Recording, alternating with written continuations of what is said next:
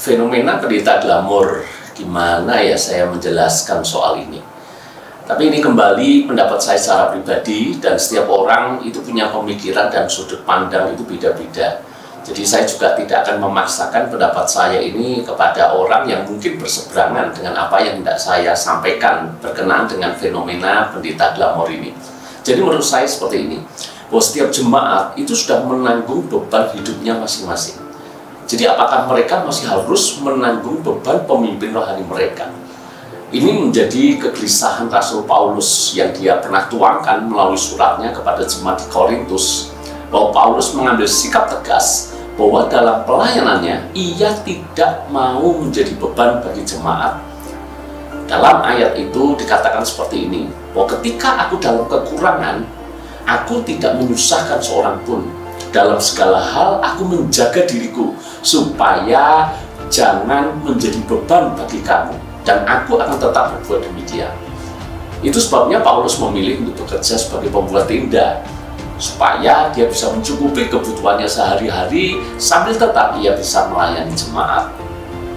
Sikap yang menurutku pantas untuk ditiru oleh semua hamba Tuhan, termasuk saya tentunya. Jadi sebagai pemimpin rohani, janganlah kita menggunakan jabatan kita untuk mengambil, padahal seharusnya kita memberi dan berkorban.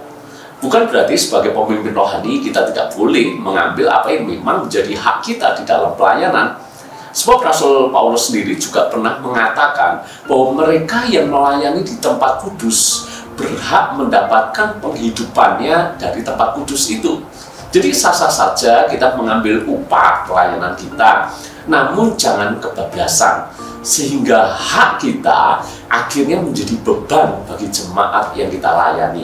Dan lebih menyedihkan lagi, kalau kita tidak hanya sekedar menuntut hak kita, tapi kita juga memanipulasi, atau bahkan memeras, atau bahkan lebih maaf lagi, merampok jemaatnya sendiri. Jadi bagaimana supaya kita tidak menjadi beban bagi jemaat? Ambil hak kita, tapi jangan berlebihan. Marilah kita belajar mencukupkan diri dengan apa yang ada. Jangan kita dipuasi dengan cinta uang dan ketamakan. Belajar hidup apa adanya. Jika kita tidak menjadi beban bagi jemaat, bukankah itu menunjukkan bahwa kita adalah bapak rohani yang sesungguhnya bagi mereka? Mana ada bapak yang memeras atau merampok anak-anaknya sendiri? Jika ada, itu sebenarnya bukan bapak sejati, tapi bapak rohani yang palsu. Jadi kehidupan Paulus dalam pelayanan menjadi teladan yang indah untuk kita ikuti bersama-sama.